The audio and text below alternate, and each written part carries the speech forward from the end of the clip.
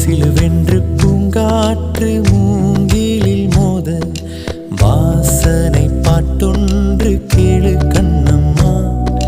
அலை அலையாக ஆனந்த